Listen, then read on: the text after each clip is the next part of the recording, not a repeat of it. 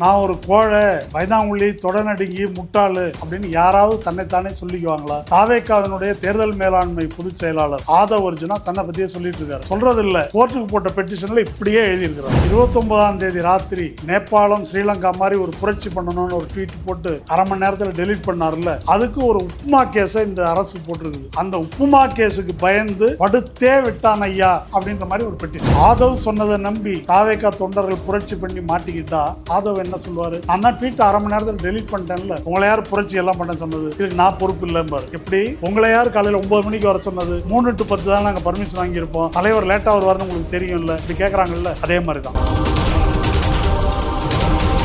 வணக்கம். தமிழக வெற்றி கழகத்தின் தேர்தல் பிரச்சார மேலாண்மை பொதுச் செயலாளர் ஆதவ் அர்ஜுனா, அவர் ஒரு முட்டாள், பயந்தாங்குள்ளி, தொடநடுங்கி இப்படியெல்லாம் நான் சொன்னேன்னு வச்சுக்கோங்க, தாவேக்கா தொண்டர்கள் ரொம்ப கோவப்படுவாங்க, யாரும் கோவப்படுவாங்க. ஆனா அவரே தன்னை பத்தி அப்படி சொல்லிட்டு இருக்காரு அப்படின்னா உங்களால நம்ப முடியுதா? எங்கேயோ பேசுனது இல்லை, நீதிமன்றத்தில் தாக்கல் செய்த ஒரு மனுவில் தன்னை பற்றி தானே இப்படியெல்லாம் சொல்லிட்டு இருக்கிறாரு. பயங்கரமா தொலைக்காட்சியிலெல்லாம் பேசுறாரு சவடாலா.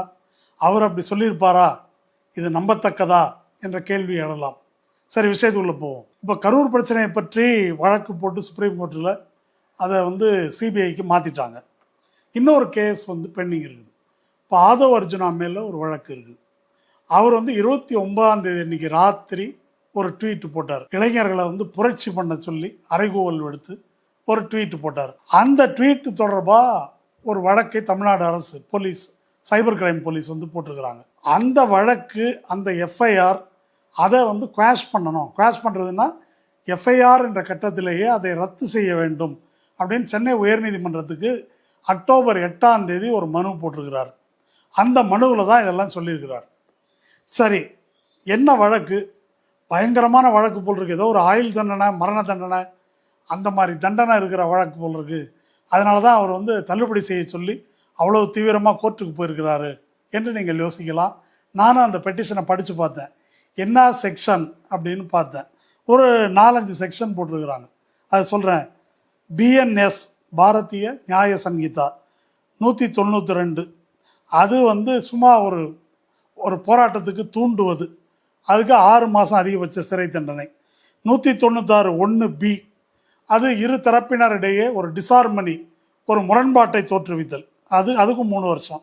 197(1)D, அது ஒரு குறிப்பிட்ட பிரிவு மக்களுக்கு எதிராக பிரச்சாரம் செய்தல், அதுக்கும் 3 வருஷம் தான் அதிகபட்சம். அடுத்தது 353(1)B, அதுக்கும் 3 வருஷம். அது அரசுக்கு எதிராக வதந்தி பரப்புதல். அடுத்தது 353(2), அதுக்கும் 3 வருஷம்தான். அது 2 பிரிவினருக்கு இடையே முரண்பாட்டை தோற்றுவிக்கும் வகையில் வதந்தி பரப்புவது. என்னை கேட்டால் இது பூரா உப்புமா செக்ஷன். இது உப்புமா செக்ஷன்னாக்கா 5 பைசாவுக்கு போகாத செக்ஷன். சும்மா ஒரு பெட்டி கேஸ் போடுற மாதிரி செக்ஷன் இது.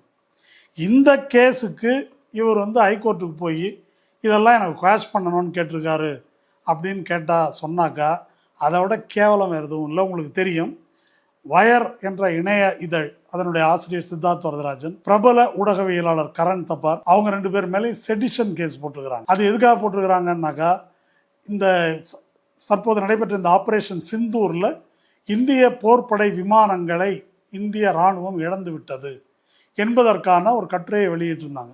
அது ஒரு தேச துரோக நடவடிக்கை என்று சொல்லி வழக்கு போட்டிருக்கிறாங்க.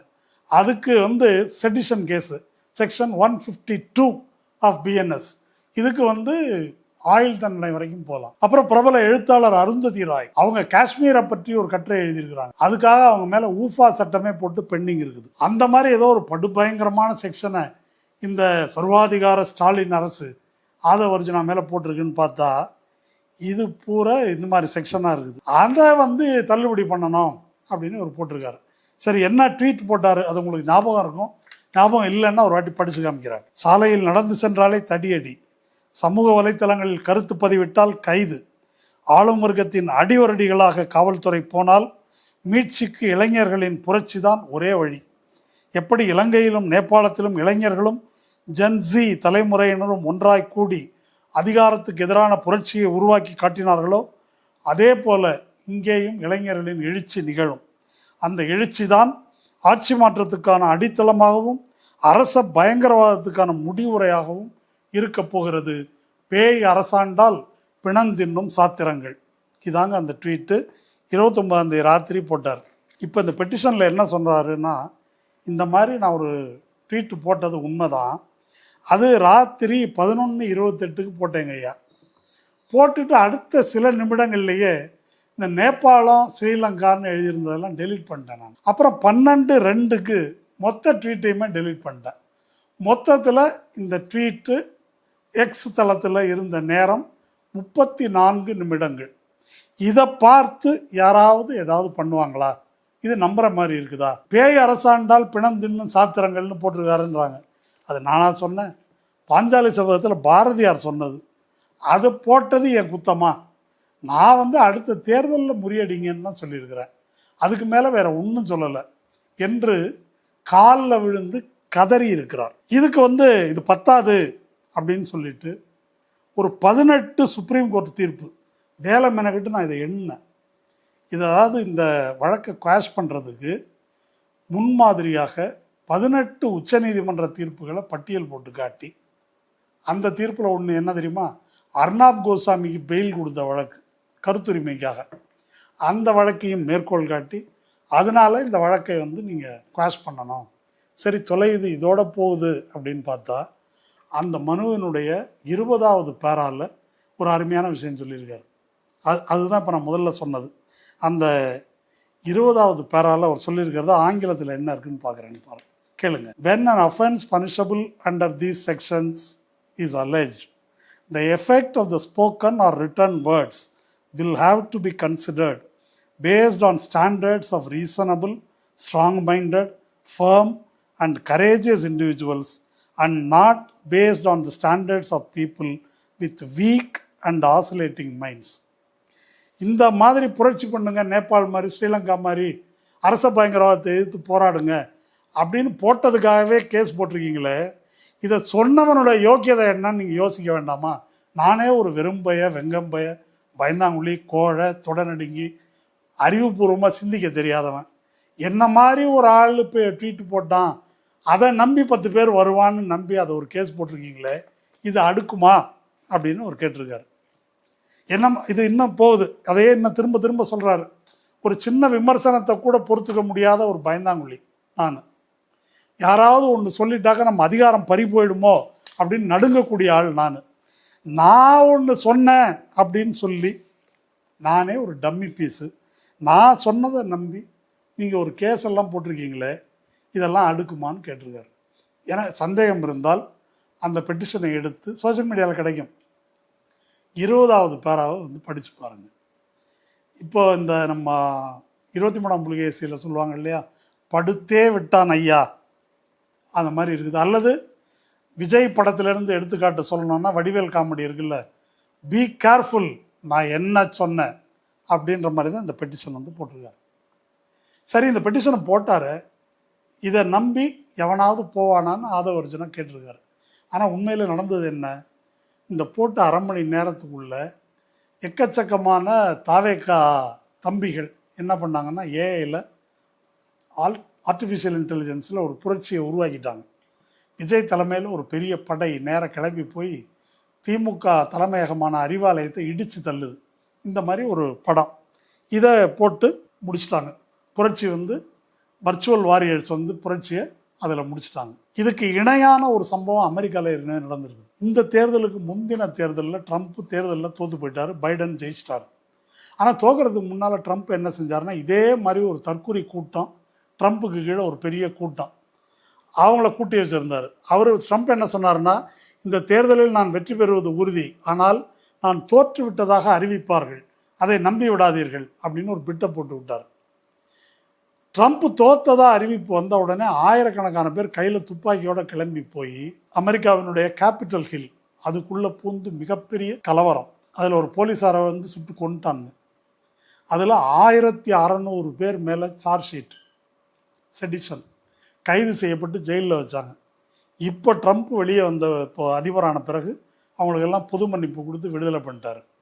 இப்போது தாவேக்கா தொண்டர்கள் ஆதவர்ஜுனா சொன்னதை உண்மைன்னு நம்பி எவனா டிரான்ஸ்ஃபார்மரில் ஏறி ஹை டென்ஷன் கம்பியை பிடிச்சி தொங்கியிருந்தான்னு வச்சுருங்க, இல்லை எங்கேயாவது மேலேருந்து கீழே குதிச்சிருந்தான், இல்லை தீ குளிச்சிருந்தான், இல்லை எங்கேயாவது எதுக்காவது தீ வச்சிருந்தான், எல்லாம் செய்யக்கூடிய ஆட்கள் தான் என்பதை நாம் பல இடங்களில் பார்த்துருக்குறோம். அப்போ அந்த மாதிரி ஒன்றை தூண்டி விட்டுட்டு இப்போ எனக்கு தெரியவே தெரியாது, நான் ஒரு பயந்தாங்குள்ளி, என்னை நம்பி இப்படி பண்ணிட்டீங்களே, கேச போடுறீங்களே என்று கேட்டிருக்கிறார் ஆதவ அர்ஜுனா. இது வந்து ஒரு ட்வீட்டு. அதுக்கு ஆதவ அர்ஜுனா இப்படி பயந்து போய் பின்வாங்கிட்டாரு, கோழை தொடநடுங்கி என்று சொல்வதோட வேடிக்கையா தமாஷா அவரை கேலி செய்வதோடு இதை நிறுத்தி கொள்ள முடியாது. கரூர் கூட்ட நெரிசல் மரணத்தில் இவங்க நடந்து கொண்டது எப்படி, அதை கொஞ்சம் கம்பேர் பண்ணி பாருங்களேன். கூட்ட நெரிசலில் 41 பேர் இறந்து போகிறாங்க. கூட்டத்தை நடத்தியவர்கள் இவர்கள். அப்போ அதற்கு பொறுப்பு ஒரு நெருக்கடி வந்திருக்குது. அதுக்கு காரணம் இவங்க பண்ண ஏற்பாடு, இவங்க நடத்தின அட்டூழியமா, அல்லது அவர்கள் சொல்வது போல போலீஸ் சரியாக பாதுகாப்பு கொடுக்கல, இல்லை சதி செய்து விட்டார்கள், எதா வேணா இருக்கட்டும். ஒரு பிரச்சனை நடந்து விட்டால் அந்த இடத்தில் நின்று அதை எதிர்கொள்ள வேண்டியது இந்த நிகழ்ச்சியை நடத்தியவர்களுடைய பொறுப்பு. அதுக்கு தான் ஆங்கிலத்தில் அக்கௌண்டபிலிட்டி அப்படின்னு சொல்கிறது. ஆனால் இவர்கள் என்ன செஞ்சாங்க, வண்டி ஏறி பறந்துட்டாங்க. கேட்டாக்க நாங்கள் கரூர் பார்டரில் தான் நின்னோம், போலீஸ் தான் எங்களை போக சொல்லிடுச்சுன்னு 16 நாள் கழித்து இப்போ புதுசாக கதை சொல்கிறாங்க. அப்படி ஓடிப்போவதும் கோழைத்தனமும் வேறு இல்லை. அதை நம்ம வந்து புரிஞ்சுக்கணும். 12 மணிக்கு வா அப்படின்னு புசி ஆனந்த் அறிவிப்பு கொடுக்குறாரு. அதை நம்பி மக்கள் 9 மணிக்கு வந்து நிற்கிறாங்க. சோறு தண்ணி இல்லாமல் நின்று டீஹைட்ரேஷனில் தான் பெரும்பாலான பேர் நீர்ச்சத்து குறைபாட்டில் இறக்குறாங்க. ஆனால் இப்போ என்ன வாதாடுறாங்க, 3 மணிக்கு தான் பர்மிஷன் நாங்கள் கொடுத்தோம், 3 to 10, உங்களை யார் 9 மணிக்கு வர சொன்னது அப்படின்னு மக்களுக்கு எதிராக வாதத்தை திருப்புகிறார்கள். அதுக்கு மேலே இன்னொரு படி மேலே போய் சுப்ரீம் கோர்ட்டில் பெட்டிஷன் போட்டிருக்கார் ஆதவ அர்ஜுனா. இந்த சிபிஐ வாங்கியிருக்கிறாரு. அந்த பெட்டிஷனில் என்ன சொல்லியிருக்காரு தெரியுமா, சரிங்க 3 to 10 நாங்கள் தான் லேட்டாக வந்தோன்னு சொல்கிறீங்க, அந்த இடத்துக்கு முன்னால் 50 மீட்டர் முன்னாலேயே நிப்பாட்ட சொல்லி நாங்கள் நிறுத்தலைன்னு சொல்கிறீங்க, போலீஸ் தடுத்திருக்க வேண்டியதானே, அதுக்கு உங்களுக்கு அதிகாரம் இருக்குல்ல, தடுக்காமல் எங்களையே விட்டீங்க, அப்போ இது உங்கள் தப்பு தான். இது வந்து உச்சநீதிமன்றத்தில் அவர்கள் வைக்கின்ற வாதம். இதை பற்றி நம்ம ஏற்கனவே பேசும்போது புதிய தலைமுறை ஆசிரியர் சமஸ் இதை பற்றி பேசும்போது நடந்திருக்கிற இந்த மரணம், கரூர் நெரிசல் சாவு என்பது நம் அனைவரின் கூட்டு பொறுப்புன்னு பேசினார். அது செயின் ஸ்நாச்சிங்கில் பறிகொடுத்தவர்களுடைய அஜாக்கிரதை, அப்புறமா போலீஸ் பிடிக்கல, மக்கள் வரிமத்து பிடிக்கல என்று சொன்னால் அவர்களுடைய தவறு, அப்புறம் சங்கிலி திருடனுடைய வறுமை, இப்படி பல காரணங்கள் கூட்டு பொறுப்புன்னு விளக்கம் சொல்கிற மாதிரி இருக்குது என்று ஆசிரியர் பத்திரிகையாளர் சமஸை பற்றி ஒரு விமர்சனம் நான் சொன்னேன். இப்போ இவங்க வைக்கிற வாதம் என்ன, இவங்க ஏற்பாடு பண்ண கூட்டத்தில் இவங்க கொடுத்த அறிவிப்பு மோசடியாக கொடுத்தது தப்பு இல்லை, லேட்டாக வந்தது தப்பு இல்லை, ஏற்பாடு தண்ணீர் கழிவறை வசதி செய்யாதது தப்பு இல்லை, போலீஸ் அனுமதித்தது தவறு, தடுக்காதது தவறு, உங்கள் மேலே தான் தப்பு. இப்போ இந்த வாதத்தையும் நான் தான் டெலீட் பண்ணிட்டேனே, ஒருவேளை இவர் சொன்னதை நம்பி தாவேக்கா தொண்டர்கள் ஏதாவது புரட்சி இறைச்சி பண்ணியிருந்தாங்கன்னு வச்சுக்குவோம், புரட்சியெல்லாம் பண்ண போகிறதில்ல, கல்லெடுத்து அடித்து தீ வச்சு ஏதோ ஒரு கர்மத்தை பண்ணி வைக்கிறாங்க அப்படின்னா ஆதவ அர்ஜுனா என்ன பதில் சொல்லுவார், நான் தான் 1/2 மணி நேரத்தில் டெலீட் பண்ணிட்டேன்ல, புரட்சி வேண்டான்னு டெலீட் பண்ணிட்டேன்ல, உன்னை யார் புரட்சி பண்ண சொல்லுது அப்படின்னு கேட்பார். இப்போ விஜய் கேட்கலையா, நான் தான் சொன்னேனே பெண்கள் குழந்தைகளெல்லாம் கூப்பிட்டு வராதிங்கன்னு, உங்களை யார் கூப்பிட்டு வர சொன்னது என்று அவர் கேட்கலையா, ஏன் தண்ணி எடுத்துகிட்டு வர்றது, நீங்கள் தானே தண்ணி எடுத்துகிட்டு வந்திருக்கணும் என்று அவர்கள் கேட்கலையா, அதை போன்ற வாதம் தான் இது. அப்போது இத்தனை மக்களுடைய குழந்தைகளுடைய பெண்களுடைய மரணத்துக்கு காரணமாக இருந்துவிட்டு இந்த தொண்டர்களை இப்படியெல்லாம் தூண்டிவிட்டு 3 பேர் உள்ளே இருக்கிறாங்க. அவர் ஏதோ புரட்சி பண்ண நடந்தால் சிறை, ஓடினால் சிறைன்னெலாம் எழுதியிருக்காரு. நடந்தது என்னன்னாக்கா 3 பேரை பிடிச்சி உள்ளே வச்சுருக்காங்க வதந்தி பரப்புனதுக்கு. இவர் சொன்ன மாதிரி எதனா ஒன்று பண்ணியிருந்தாக்கா அதன் விளைவை யார் எதிர்கொள்வது, அந்த தொண்டனையும் இவர்கள் கைவிடுவார்கள் என்பதுதான் ஆதவ அர்ஜுனாவுடைய நடவடிக்கை, புசி ஆனந்தினுடைய நடவடிக்கை. எனக்கு தெரியாது, மாவட்ட செயலாளருக்கு தான் தெரியும்னு சொன்னார்ல, அந்த புசி ஆனந்தின் நடவடிக்கை, விஜயின் நடவடிக்கை, இவர்கள் அனைவருடைய நடவடிக்கையும் காட்டுவது அதைத்தான். இப்போ தொண்டர்களையே இப்படி அம்போன்னு நிற்கதியாக விடுவாங்க அப்படின்னு சொன்னால் சிபிஐயில் சிக்கியிருக்கிறாங்க.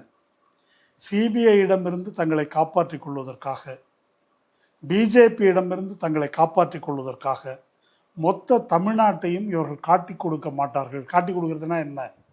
ஒன்றிய அரசு தொடுக்கின்ற இந்த தாக்குதல்கள், இவங்க விரும்புகிற மாதிரி இவங்க முதலமைச்சரோ துணை முதலமைச்சரோ ஏதோ ஒன்று ஆயிட்டாங்க, அதிகாரம் இவர்கள் கைக்கு வந்து விட்டதென்றால் மொத்த தமிழ்நாட்டையும் நம் அனைவரையும் மோடிக்கு அதானிக்கு அடகு வைத்து விடுவார்கள் என்பதுதான் இவர்களுடைய நடத்தை, ஆதவ் அர்ஜுனாவின் நடத்தை நமக்கு காட்டுகின்ற உண்மை. நன்றி.